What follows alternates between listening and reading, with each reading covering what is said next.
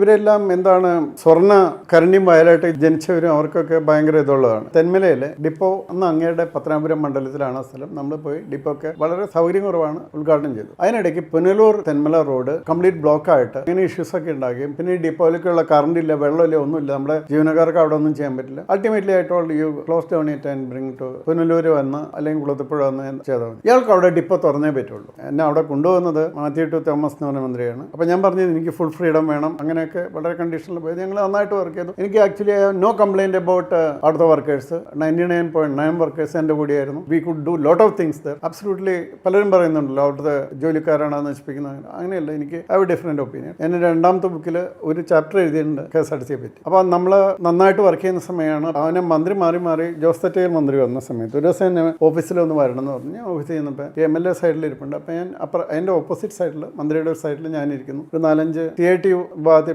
തൊഴിലാളികൾ അപ്പുറത്ത് ഇരിപ്പുണ്ട്. അപ്പോൾ ഞാൻ പറഞ്ഞു ഇതാണ് ഇഷ്യൂ, അവിടെ തൊഴിലാളികൾക്ക് വെള്ളമില്ല, വെളിച്ചമില്ല, അങ്ങനെയുള്ള സ്ഥലത്ത് വിടാനായിട്ട് എനിക്ക് പറയാൻ പറ്റില്ല. അപ്പോൾ ഇയാൾ ഓരോ കാര്യം പറയാൻ തുടങ്ങി. ഇങ്ങനെ അതായത് ഞാനൊക്കെ IASരൊക്കെ പണ്ടേ കണ്ടു തുടങ്ങിയതാണ്, ഇതാണ് ഞാൻ അണലിയാണെന്നോ എന്തോ വേറെ എന്തൊക്കെ പറഞ്ഞു.